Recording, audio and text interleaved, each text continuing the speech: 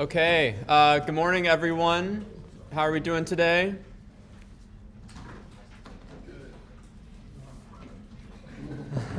Love the responses. I think we are micless today, is what Ajay told me. So I'm gonna have to yell, and it'd be very helpful if you guys could be quietish, so other people can hear me.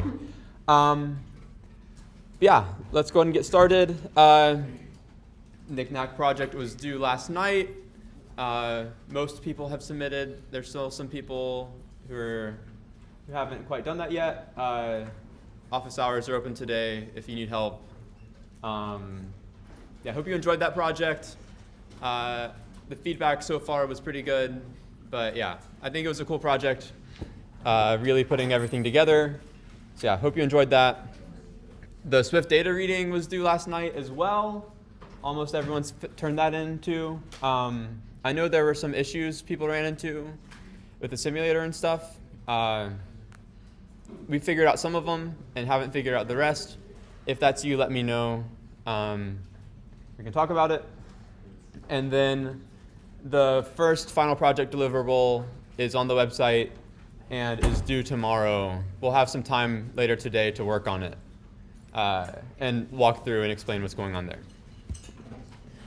there. Quick little discussion about the semester overall. You may have noticed, but over time, there's been fewer and fewer instructions. I promise that's not me being lazy or like getting lazier over time. My goal here is to sort of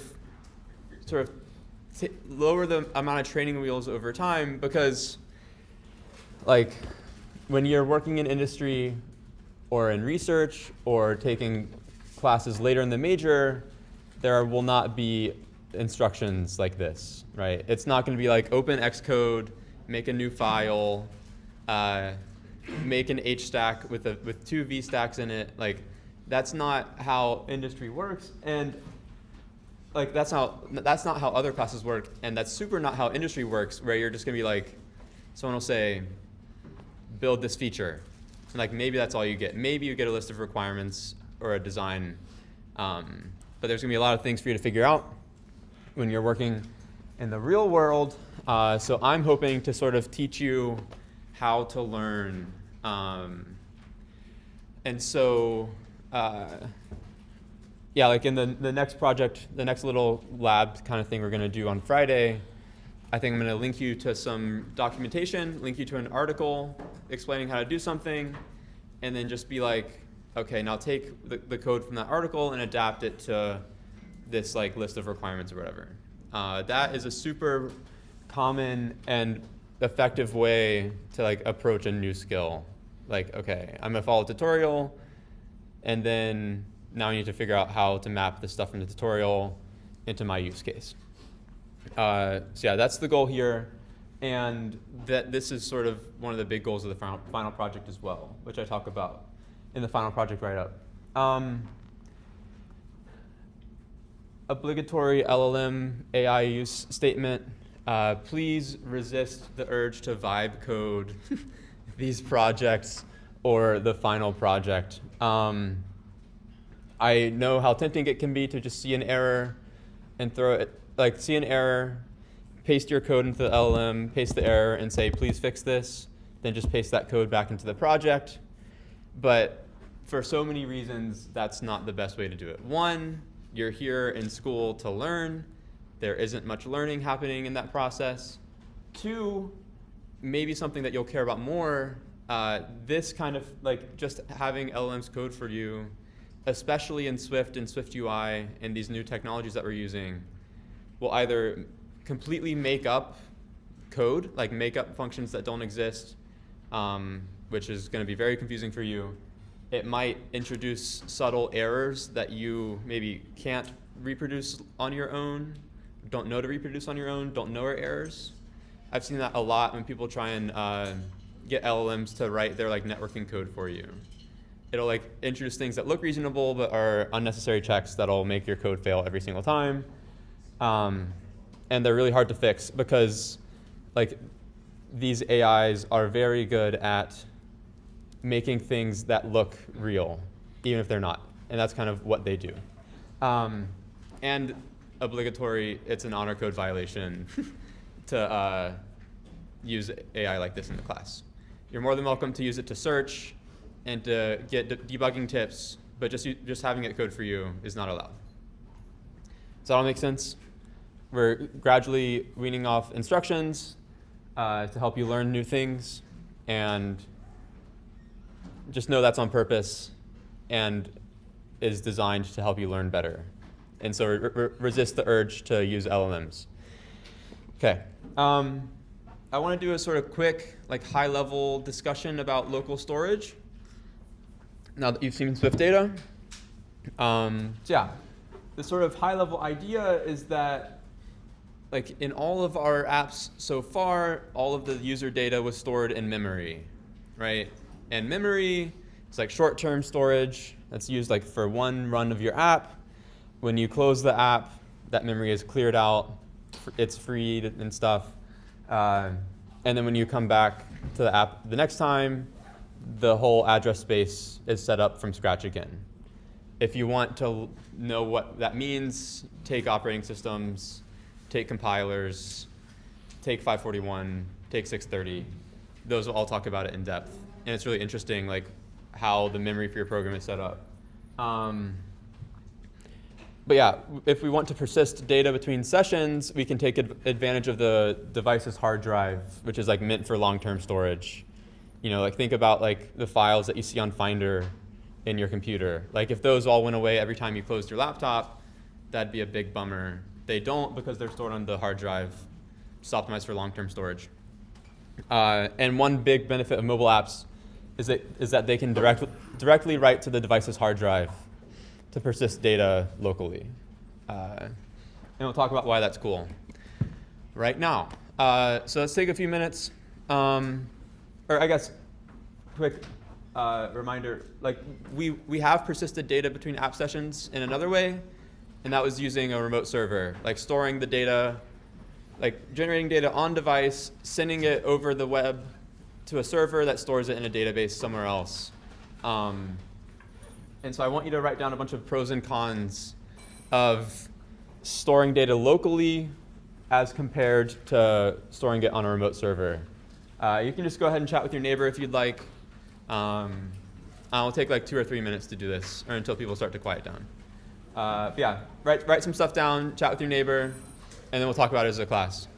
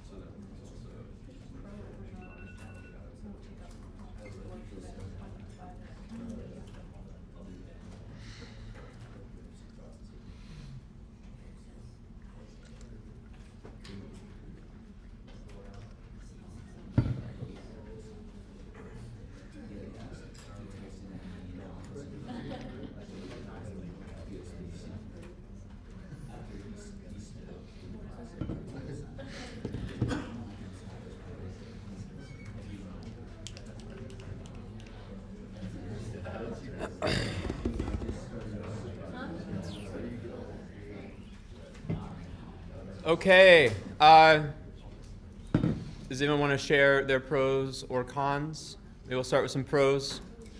Any ideas here? Super low stakes. Any ideas, Jason?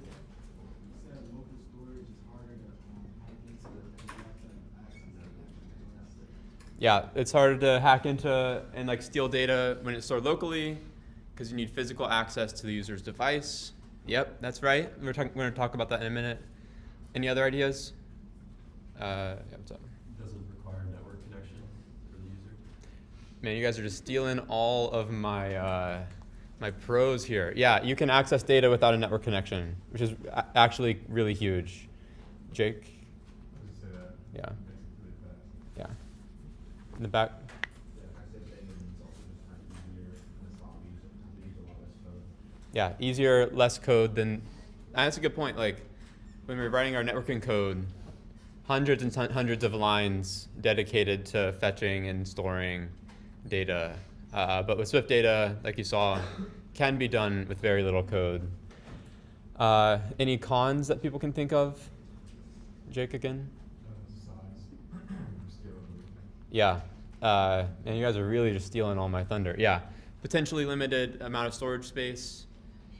Any other ideas, Taylor? It's not as easy as remote to like access from other devices. Literally just taking everything I said. Yeah. You can't access the data from another device if it's stored on one. Take one or two more. I think someone had a hand in the back. You're not. Okay. I guess that idea of you would have to force a local update to implement changes versus waiting for an API because like the user wouldn't have to update their app to do some sort of modification. Yeah, that's an interesting one I hadn't thought of. So you said that like if we, the service providers, we, the programmers, want to make some change to the data, we're going to have to do something to force a local update. Whereas if it's stored on the server, we can just go in, mess with the contents in the database. That's actually a really big one.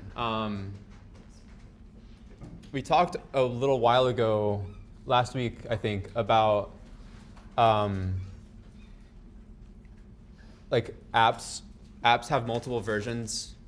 Like multiple versions of your app will be running at the same time, which is a little bit of a complicating factor. But also, if you have a like local database and you want to make changes to that format or the data in there, you have to like write my custom migration logic a lot of the times to handle like moving data from one place to another, or like if you want to add a field, what's the default value or whatever. So yeah, like local migrations can be a little tricky. Whereas when you're running it on a server, you can just kind of SSH into the server, do whatever you need, then dip. Yeah. So one big pro in my mind is security. Someone mentioned this. When we store stuff locally and it's only stored locally, this data will never ever leave your device.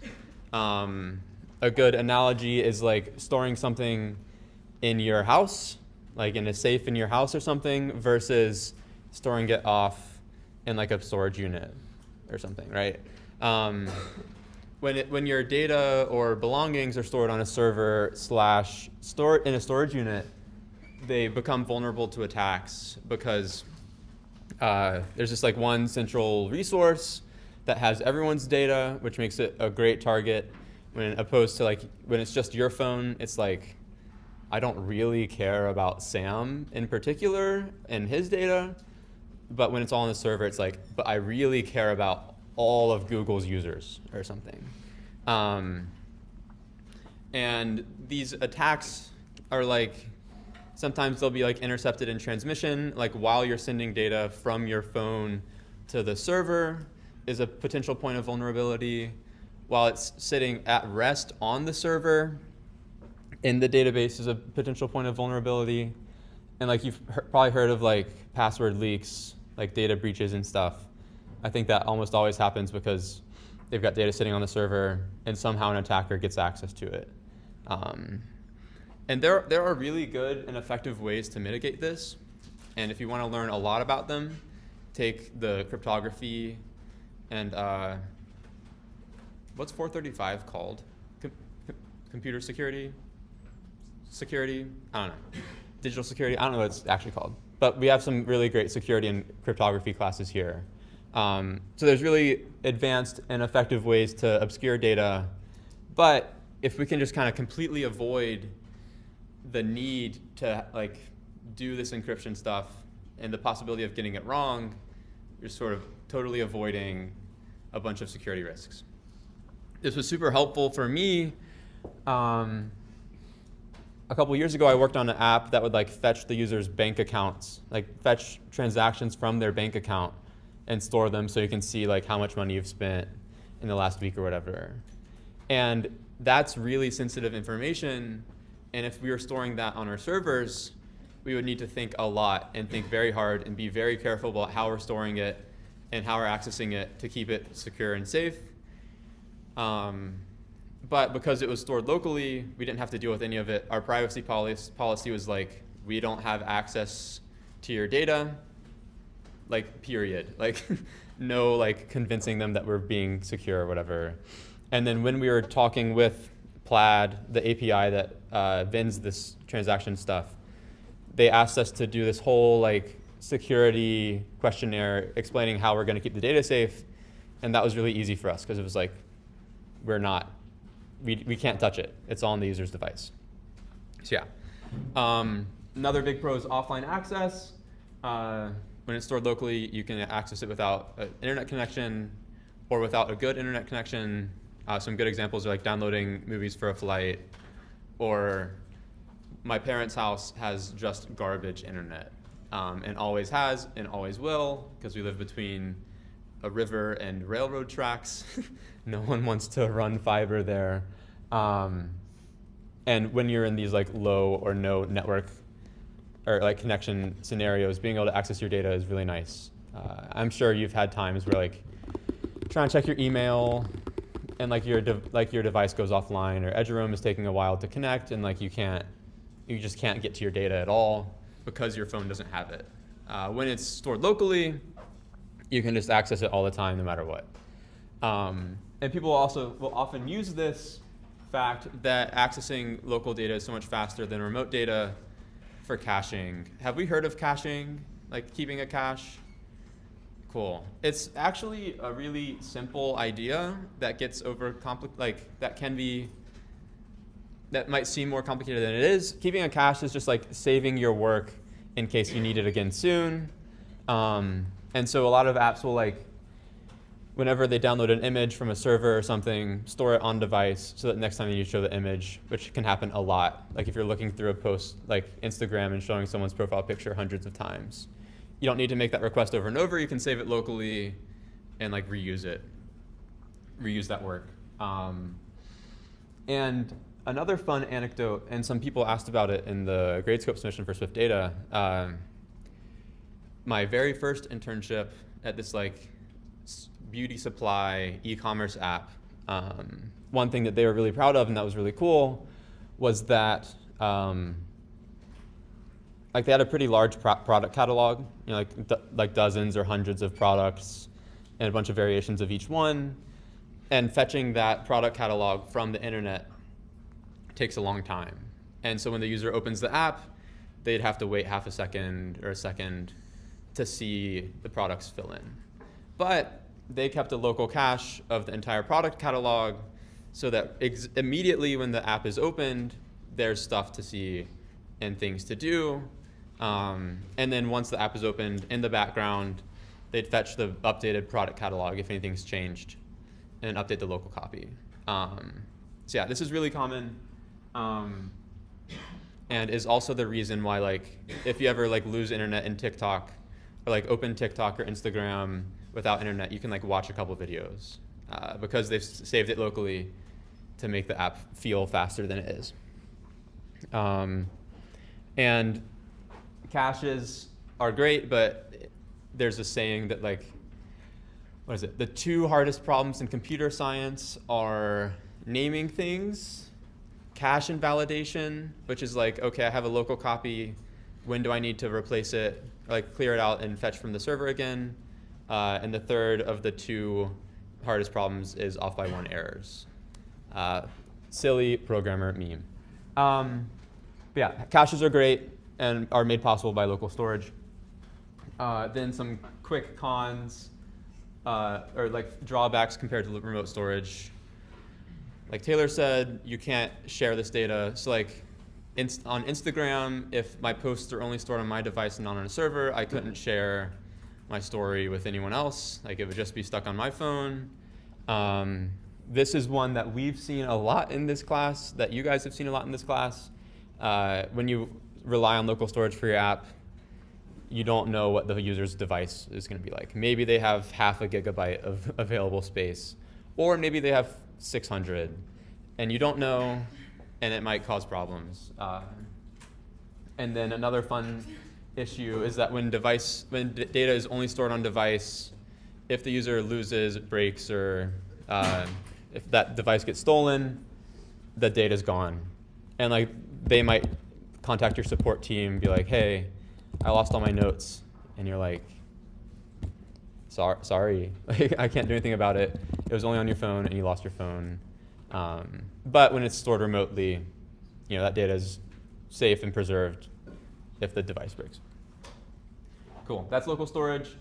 Real quick, some discussion about how it works on iOS. Yesterday we saw Swift Data. Swift Data is almost always a SQLite wrapper.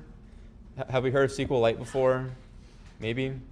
Yeah, it's this like SQL, it's this database system that uses the SQL query language, but it's just stored as a file on your device, which is really great for this mobile use case, where when you use Swift Data, it just puts a file on your device's hard drive, which stores all the data. And Swift Data is just a nice, convenient way to access it. It's like an ORM, like SQL Alchemy or whatever. I don't know any other non-Swift ORMs. And there are also some questions about this. Swift Data can store, I think, just a potentially unlimited amount of data, depending on how much space the user has on their hard drive. Can even be used to sync with iCloud, which is really cool. So you can say, hey, Swift Data, please store this in iCloud and let it be accessible on the user's other devices. I think I've heard that that works okay. That's new. Like Swift Data is very new, and I think that's one area that hasn't been fully fleshed out yet. And it's just super easy to use. It might not have seemed very easy to use, but the previous thing that was the predecessor for Swift Data, Core Data, way harder to use, and the other options here are restricted or complicated to use. We also have user defaults, which is really great for storing user preferences. So if you want to save whether or not the user wants to show units in your app in kilometers or miles, really small amounts of data, you can store in user defaults. It doesn't handle large amounts of data well, because I'm pretty sure that when you start your app, it just fetches everything from user defaults, loads it into memory. So if you're storing huge amounts of data, it's not going to work. Xcode and iOS will probably yell at you. But it's really easy. It's really easy to use. There's just this app storage property wrapper that you can use and read from the disk. Real quick, there's Keychain, which is great for storing sensitive information. So if you're doing user authentication in your app, they log in, the server sends back a authentication token or something, store that in Keychain, can't be accessed by anyone else. And it's even stored on a completely separate part of the processor called the Secure Enclave, which requires special hardware access, which is really cool. Then lastly, there's File Manager, which you can use to just write files to the disk. Really low level or pretty low level access to the files. It doesn't do any automatic updates or anything, but you can write whatever data, read it out however you want. That's a little overview. You're welcome to use any of these for your final project. Swift Data is really easy. It's really interesting to use. Then I want to super quickly go over some Swift Data stuff that I noticed people had questions about in the like grade scope submission and in office hours. So I wanted to talk about that super quick. And to do that, I'm going to make a new Xcode project. You weren't supposed to see those files. My desktop is secretly really bad. I just hide the icons. We weren't supposed to see that. But you can make an iOS app, and one of the templates uses Swift data. When you use this, chuck it in my folder here. The Xcode project comes built in with like basically a fully functional Swift data app that uses, what does it store? It just stores a timestamp. Not a very helpful app, but it's good enough to show what's going on here. So the biggest question I got from the write-up was, what is this model container thing? What is this environment model context thing? So I want to quickly go over that. You can think of the model container as like the representation of, or like a representative for like how your data is actually being stored on disk, right? You can think of the model container as like the thing that actually manages the storage on disk, right? It manages the file that it's writing to and everything like that.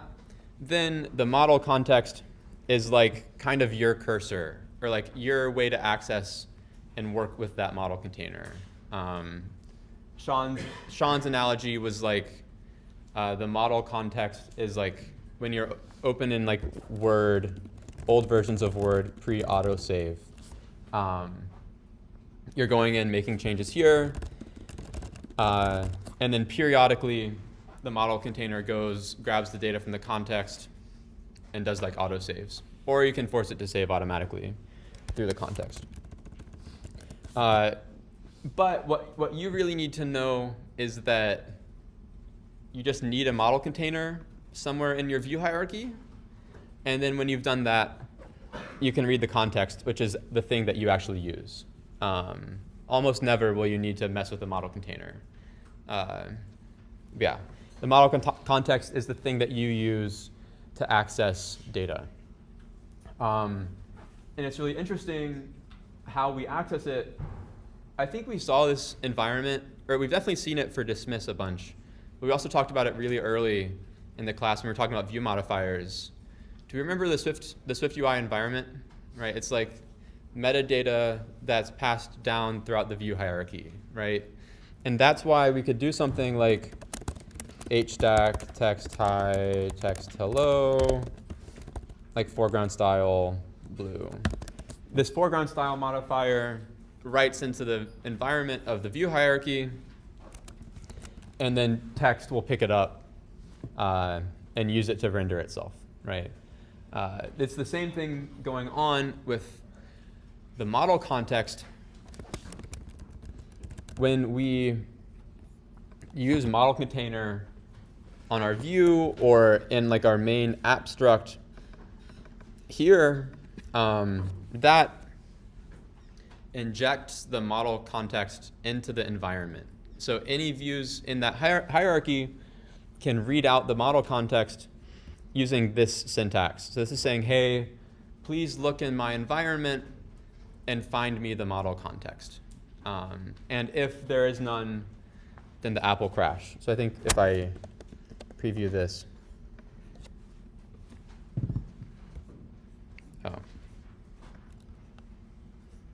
it's not crashing. It's not working. I thought it would crash. Anyways, yeah, it's going to look in the environment, try and find a model context that's injected by the model container modifier. Does that make sense? What you really need to know is that you're going to work with the model context, and you just need to set up the model container once at the beginning of your project, and the model context is injected into the environment by the container. And those two things are super closely related. So yeah, that's model context and container. We can talk quickly about the query. Query is a really easy way to fetch data from the local database and get updates when it changes. So you just say, hey, find me all of the items, right? And query can look in the environment. I think it's probably grabbing the model context itself, like inside the query property wrapper, grabbing the model context and using it to fetch the items stored on disk. And then there's some special sauce inside of Swift data that lets it be updated whenever the database changes, right?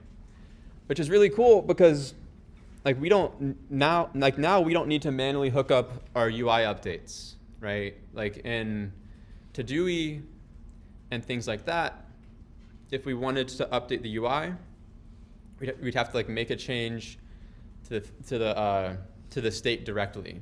But here we can just say, hey, I want to add this new item, this new to-do item to the database, and then the query property wrapper notices that change and redraws our UI, right? It's like we don't have to manually hook up those updates. And this was a lot easier to see in Sean's video where he like had a completely separate view that was adding and modifying things. You just insert it into the model context, and then the query property wrapper is notified and redraws your view, which is pretty nice. And then yeah, I guess here's an example of how you can use the model context to insert or delete things. Yeah. Does this make sense from a high level? Query is used to access the data. Model containers, like you can think about it as the thing that actually stores the data, and the context is your sort of handle into the data. That's what you use to mess with it. Cool. So yeah, that's that. We got some questions about like why isn't my stuff saving, and it actually ended up being a really interesting discussion. So do you remember in the video, Sean was like, I always just use autosave because I never have any issues with it, and it's always perfect. And he kind of left it there. Turns out there's some subtleties that he didn't talk about that need to be addressed. So normally that works fine. We go in here, we add an item, close out of the app, come back, it's still there. Some people were running into an issue where they would delete the item, go to Xcode, run it again, and the item is still there. The live demo worked, right? We swiped to delete. It's gone from the list. We run the app again. The whole promise of Swift data is that it'll still be there, or that it should still be gone, but it's still there. What the heck? Why is this happening? We discovered that we could like manually save, like model context.save, and this would work, but that's unsatisfying and error prone if you could forget to do that somewhere. We figured out what was going on thanks to Stack Overflow. So Swift data's autosave turns out runs every 30 seconds, right? It runs every 30 seconds, but like that's unsatisfying. Like, what if I don't want to stay another 30 seconds for my stuff to save? It also runs when the app is closed, right? So when we went and closed the app and then emptied it, or I didn't do it. When we go close the app, force close it, come back, it's gone. But when we just, so I've added it, close it. When I go in here and delete it, run directly from Xcode, it's still there, right? That's because Swift data runs the save action when the app is closed. And it seems like when you just run a new process from Xcode, hit replace, we can actually read that dialog. When we run it, it says, do you want to replace it? This is saying, hey, would you like to terminate the process and launch a new instance? So our current theory is that when you terminate the process like this, it doesn't have the opportunity to run its saving code, right? It's just kind of killed immediately without any notification.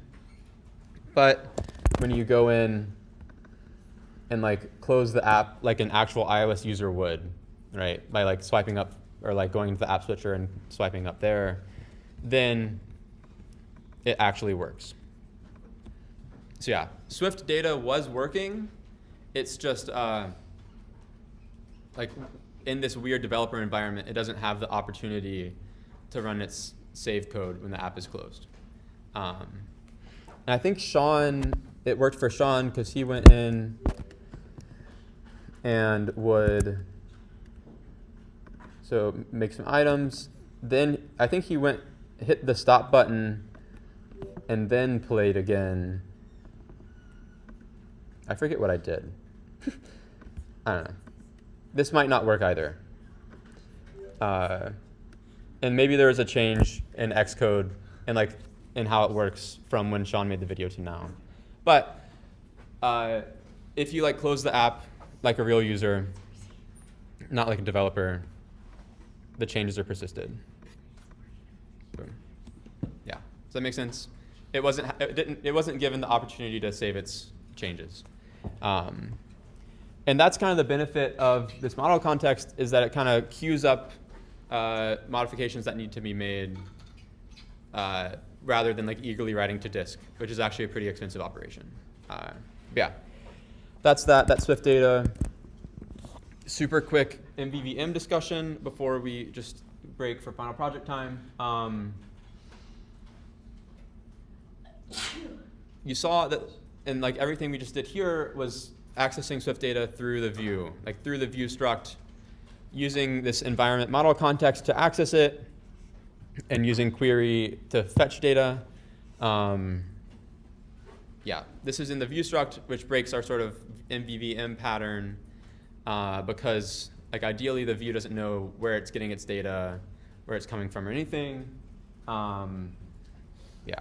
It is possible to use Swift data from like a view model from a non-Swift UI view context, but you lose some of the conveniences like the like auto updating queries. Like you'll have to manually update, like refetch data. It won't just be rerun when the database changes. Yeah, there are articles online about how to make it work and like how to do Swift data and MVVM at the same time. I don't really have a strong opinion about this. I actually haven't used Swift data a ton. It's pretty new, and I haven't built any apps since it came out that needed it. But my sort of initial impressions, like you can probably think about the model context as the view model for your Swift data stuff, right? It's still mostly abstracted. You know that's using Swift data, but you're not actually dealing with the actual storage on disk, like updating the file, reading from the file. You're saying, hey, give me some stuff. So I think it actually fits in decently. It's just using different names. But then if you're like using a view model and MVVM for like some networking stuff and saving data with Swift data, maybe you can like pass in Swift data objects as parameters into those methods or whatever. There's no right way to do MVVM, especially with Swift data. Yeah, and it's kind of a bummer that Swift data didn't ship with better outside of the view access, but it didn't, and this is where we are. And code organization is hard, and there's no right answer. Yeah, if you want to use Swift data in your project, just make a best attempt at MVVM, like use MVVM for the networking stuff, and it should be fine. And we're happy to help you in office hours, or you can Google Swift data MVVM and see what comes up. Cool. Yeah, it's final project time. A couple of things super quick that I wanted to talk about. There's a bunch of new content on the website that I can pull up real quick. So if you go into here, there's a new section in assignments area for final projects. These are all the deliverables that we'll be doing and their due dates. The first one has all the final project requirements, a timeline, and description of the submission. But I wanted to quickly talk about the section at the very bottom, which has a bunch of possible tools that you can use. So one of the requirements is to do some like app-only capabilities, like read some data from a system framework or build a widget. we haven't and won't talk extensively about all of the things that you can do on iOS because we couldn't possibly do that. There's so many possibilities. So instead, I've made a list of some interesting ideas that I've found when I was doing some research. So first, there's these lists of free like REST APIs, free networking APIs that you can find on GitHub. Yeah, tons and tons of APIs, all with details about if they're free or not, if they require authentication. Then a whole list of all the Apple frameworks. This is long. There are a lot of things that you can do on iOS. And some of them won't be applicable to you. So I picked out a few different options. So yeah, there's this list. You can read through it. Some interesting ideas that we haven't talked about. User notifications, like sending push notifications. You can either do that like from a server if you want to build like a social media kind of thing and send a push notification when someone's made a post, or you can schedule them locally so that if you're making like a plant tracking app, it's like, okay, I need to water this plant every Monday. You can schedule a notification like on the device locally to run every Monday and say like, hey, you need to water your Monstera. Yeah.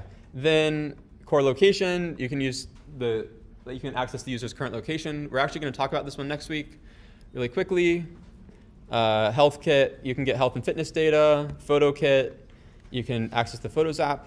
Like last year I had someone build like photo library Tinder to like delete bad pictures. Like use the Tinder UI to go through and keep or delete pictures, which was really fun. Shazam kit, you can like figure out what song is playing with the microphone. I had someone build an app that would like Shazam a song and then make a Spotify playlist in your Spotify of related songs, which is pretty cool. Notifications is in here twice. I don't know. You can make like a share extension so that like when the user goes into Safari, is checking out a recipe or something, they can hit the share button and choose your app and like send the URL directly to your app. Like maybe you could I had someone make a recipe app and I really wanted them to do this, but they didn't. Like make a thing where you can share a recipe website to your app and it like uses an LLM or something to like scrape out all of the junk, the life story and all the ads at the top of the recipe page and just get the instructions and ingredients or something. That'd be really cool. Yeah, those are some ideas. Super non-extensive or non-exhaustive. There's more, and I'm always happy to chat about this. So yeah, I want you to spend the next 5 minutes just sort of browsing. A good place to start is browsing these lists of APIs. They're always sectioned well. So it's like, here's the list of animals APIs or whatever. So yeah, I want you to browse that and then complete the attendance submission, which is to submit a picture of your paper and of your laptop with this screen, or like with the Gradescope submission open. So yeah, this is due tomorrow. I'm always happy to talk in office hours or on CampusWire if you're curious about a project idea. And then super brief, do your best on the idea submission. If you start building it out and realize it's not feasible or might not meet the requirements, you can make small modifications. But the idea for today is for this deliverable is to make sure you have an idea and have validated that it'll probably work. Yeah, enjoy. We'll do that for the next 5 or so minutes, and then you guys can head out. Yeah, don't forget the attendance submission. Have fun.